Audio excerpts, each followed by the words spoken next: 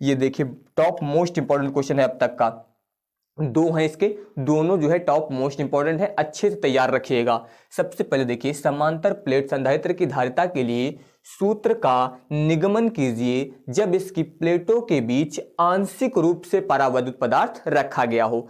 आंशिक रूप से बोला गया है तो इसके लिए ध्यान दीजिए। जैसे कि हम लोग बात करें तो मान लीजिए आपको यहां पर एक समांतर प्लेट संधारित्र दिया गया है, इस तरीके से यहां पर जो एक समांतर प्लेट संधारित्र हो गया, इस पर ये प्लस क्यू और यहाँ पर हो जाएगा माइनस क्यू आवेश। इसकी जो धनात्मक प्लेट होती है वो आपकी ये हो जाएगी, और जो ऋणावेशित प्लेट होती है इसको हम लोग जो है यहाँ पर भू संपर्कित करते हैं, यानी कि इससे जो है यहाँ पर अर्थ प्रदान किया जाता है।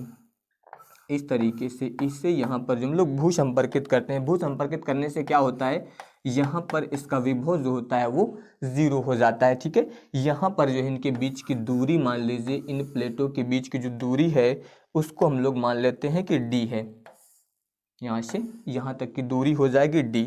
इसके अलावा प्लेटों के बीच जो है यहाँ पर एक परावैद्युत पदार्थ भरा गया है आंशिक रूप से, तो इस तरीके से मान लीजिए ये एक परावैद्युत पदार्थ भर दिया गया है। ठीक है, यहाँ पर जो परावैद्युत पदार्थ भरा गया है इसका परावैद्युतांक हम लोग मान लेंगे कितना है k, इसका परावैद्युतांक। इसके अलावा जो प्लेटों के बीच की दूरी है, यानी कि ये वाली जो प्लेट की मोटाई है उसको हम लोग मान लेते हैं t है, इतना। बाकी जो ये वाला स्थान दिया गया है इसमें परावैद्युत नहीं है, इसमें यहाँ पर वायु है आपका।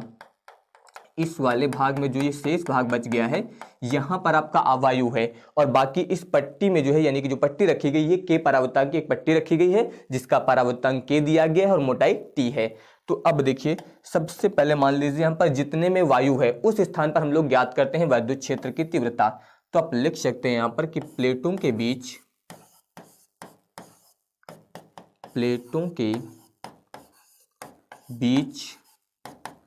वायु के स्थान पर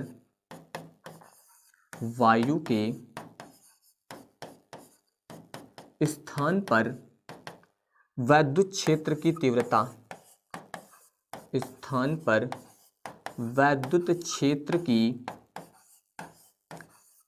तीव्रता,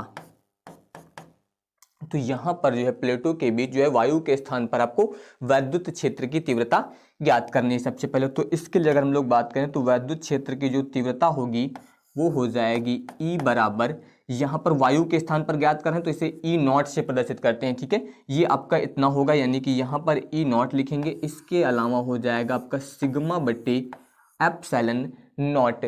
अब यहाँ पर ध्यान दीजिए जो मान रखा जाएगा ये आपका सिग्मा बट्टे एप्सिलॉन नॉट, ये आपका वायु के स्थान पर तीव्रता आ जाएगी। इसको आप चाहे तो मान लीजिए समीकरण नंबर फर्स्ट। ठीक है, तो ये इतना आ जाएगा। बाकी अगर समीकरण नहीं मानते तब भी कोई दिक्कत नहीं। ठीक है, बाद में मान रखते समय ध्यान रखिएगा, बस ये हो गया। अब यहाँ पर देखिए ये तो वायु के स्थान पर हो गया। अब जितने में ये परावैद्युत पदार्थ की पट्टी रखी गई है अब हम लोग जो है उस स्थान पर तीव्रता ज्ञात करेंगे।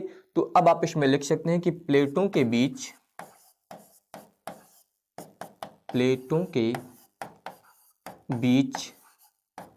परावैद्युत के स्थान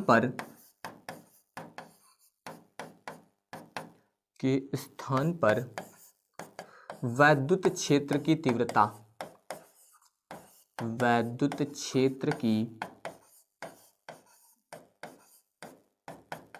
तीव्रता। तो अब यहाँ पर जो हम लोग इसमें जो प्लेटों के बीच में यानी कि यहाँ पर जो परावैद्युत पदार्थ रखा गया है इसके स्थान पर तीव्रता ज्ञात करेंगे। तो ये आएगा E बराबर सिग्मा बट्टे में हो जाएगा के एप्सिलॉन नॉट। अब की बार परावैद्युतांक यानी कि बट्टे में जो है आपका के एप्सिलॉन नॉट आ जाएगा। तो ये इतना हो गया। अब इसके बाद देखिए, अब मान लीजिए यहाँ पर कि माना, या फिर सीधे आप लिख दीजिए यदि। तो यहाँ पर आप बोल सकते हैं कि यदि प्लेटों के बीच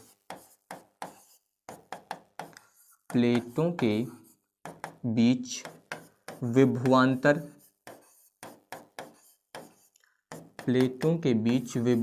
जो है V है, तो अब ध्यान दीजिए अगर विभवांतर V है तो अब यहाँ पर आप ज्ञात करेंगे कुल विभवांतर, यानी कि V बराबर V1 प्लस V2 करके, ठीक है। अब देखिए फॉर्मूला होता है V बराबर E इंटू डी, इसका प्रयोग हम लोग करेंगे, ठीक है। यहाँ पर जो आपका V1 होगा ये वायु वाले स्थान का भाग की होगी, यानी कि इस वाले भाग की बात हो रही है। तो यहाँ पर जब विभवांतर ज्ञात करेंगे तो ये V बराबर, अब देखिए V बराबर क्या होता है E इंटू डी, ठीक है। तो इसके अनुसार यहाँ पर वायु वाले स्थान पर तीव्रता क्या होगी E0। अब वायु वाले स्थान की अगर दूरी ज्ञात करेंगे तो टोटल दूरी कितनी है D, उससे ये पट्टी की मोटाई निकाल दीजिए, तो ये आ जाएगा आपका D माइनस टी, इतना। तो ये वायु वाले स्थान का मान हो जाएगा। इसी तरीके से V2 जब ज्ञात करेंगे तो V2 के लिए देखिए V2 वाले स्थान पर जो तीव्रता थी वो कितनी थी E, ये इतना हो जाएगा, और दूरी कितनी यानी कि जो इसकी मोटाई हो जाएगी वो हो जाएगी, तो ये हो जाएगा आपका E इंटू टी। अब आप E0 और E के मान रखेंगे, वही मैंने कहा था, चाहे तो आप यहाँ पर इससे मान सकते हैं समीकरण फर्स्ट और इससे मान सकते हैं समीकरण नंबर सेकंड। अब यहाँ पर जो है आप समीकरण फर्स्ट और सेकंड से मान रखेंगे, इसमें मान रखने पर, तो जब मान रखेंगे तो ये हो जाएगा V बराबर E0 का मान रखना है आपको, ये था सिग्मा बट्टे एप्सिलॉन नॉट, यहाँ पर हो जाएगा सिग्मा बट्टे में हो जाएगा एप्सिलॉन नॉट, इसके अलावा D minus T plus E का मान रखेंगे तो ये हो जाएगा सिग्मा बट्टे में हो जाएगा K एप्सिलॉन नॉट और इनटू में हो जाएगा T, इतना हुआ। V बराबर, इसमें से सिग्मा कॉमन, बट्टे में एप्सिलॉन नॉट भी कॉमन, तो यहाँ पर बचेगा क्या, ये हो जाएगा आपका D माइनस टी, इतना हुआ, और प्लस यहाँ पर कितना आएगा देखिए ये T और बट्टे में हो जाएगा K, इतना। इस तरीके से आप यहाँ पर जो है इसे लिख सकते हैं, क्योंकि ये आप जब कॉमन लेंगे तो यहाँ पर ये D minus T plus T by के इतना जो है बच जाएगा, ये इतना हुआ। इसके अलावा आप सभी लोग जानते हैं, अभी भी बताया गया था कि सिग्मा बराबर जो होता है वो होता है Q बाई ए, इतना। तो अब यहाँ पर सिग्मा के जगह पर आप ये वाला मान रख सकते हैं, तो ये हो जाएगा V बराबर, सिग्मा के जगह पे लिखेंगे Q बट्टे में हो जाएगा A, इसके अलावा epsilon not D minus T और प्लस में हो जाएगा T बाई के। अब यहाँ पर हम लोग ज्ञात करेंगे संधारित्र की धारिता, तो अब आप लिखेंगे अतः संधारित्र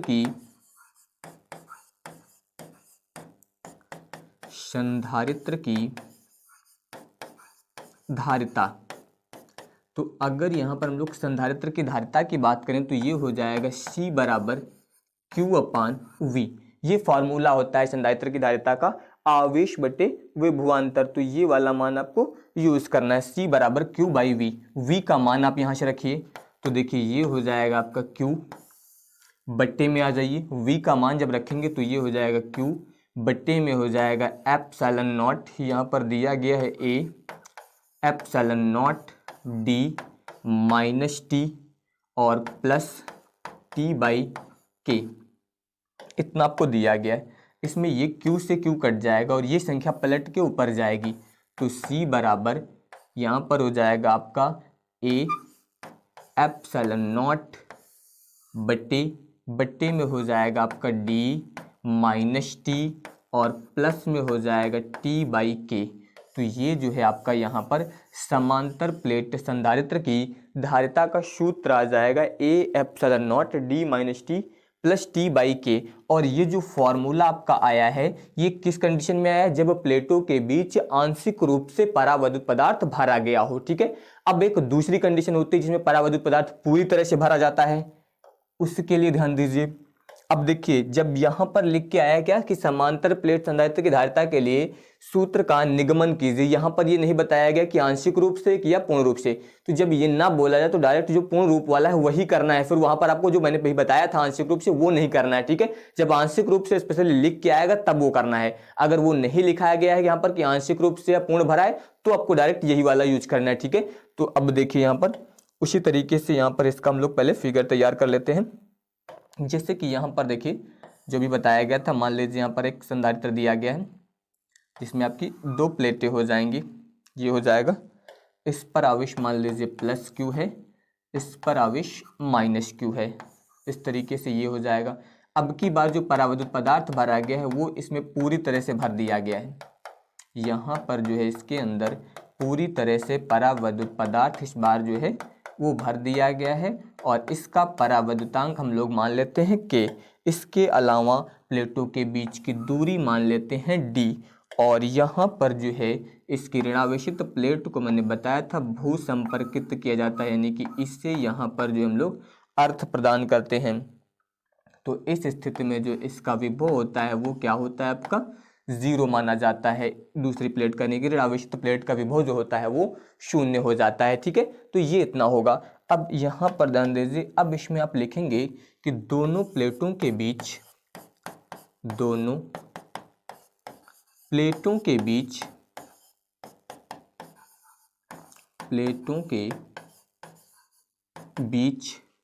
प्रत्येक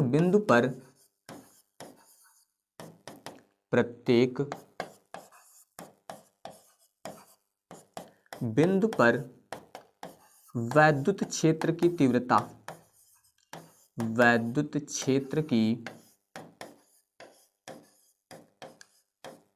तीव्रता। तो यहाँ पर क्या लिखा गया है कि दोनों प्लेटों के बीच जो है प्रत्येक बिंदु पर वैद्युत क्षेत्र की तीव्रता, ये हो जाएगा E बराबर सिग्मा बट्टे, देखिए पूरी तरह से परावैद्युत भरा है इसलिए K एप्सिलॉन नॉट इतना आ जाएगा। ठीक है, ये आपका आएगा।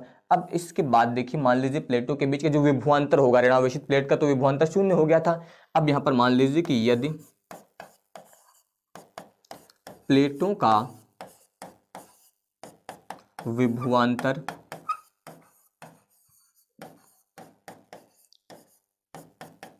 V है तो यहाँ पर जो है आपको पता है कि V बराबर क्या होता है, E इंटू डी। ये अभी भी मैंने बताया था कि यहाँ पर विभवांतर V बराबर क्या हो जाएगा, आपका E इंटू डी। ई का मान यहाँ से रख दीजिए, तो यहाँ पर चाहे तो आप मान लीजिए समीकरण नंबर फर्स्ट, और अब आप यहाँ पर बता सकते हैं इसमें कि समीकरण 1 से। तो अब जब मान रखेंगे तो ये हो जाएगा V बराबर E का मान हो जाएगा सिग्मा और बट्टे में आपका हो जाएगा K एप्सिलॉन नॉट इतना हुआ, और इनटू में हो जाएगा D। इस तरीके से आपको यहाँ पर इतना यूज करना रहेगा। ठीक है, अब इसके अलावा आप सभी लोग जानते हैं जो अभी आपको बताया गया था कि यहाँ पर जो है सिग्मा बराबर यूज किया जाता है Q बाई A इतना, तो वही यहाँ पर यूज कर दीजिए आप। तो ये हो जाएगा V बराबर सिग्मा की जगह पे ये वाला मान रख दीजिए, तो Q इंटू में आपका D आ जाएगा, बट्टे में देखिए K दिया गया है, यहाँ पर आपको दिया गया है K एप्सिलॉन नॉट, इसके अलावा ये वाला A, क्योंकि Q बाई A रखना है सिग्मा की जगह पर, तो ये आपका विभवांतर आ गया।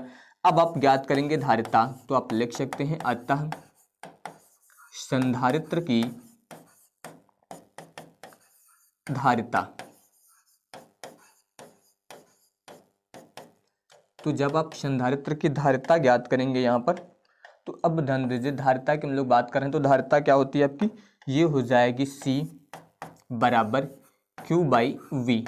यहाँ पर हो जाएगा Q बट्टे में V का मान रख दीजिए Q इंटू डी, बट्टे में हो जाएगा K एप्सिलॉन नॉट A।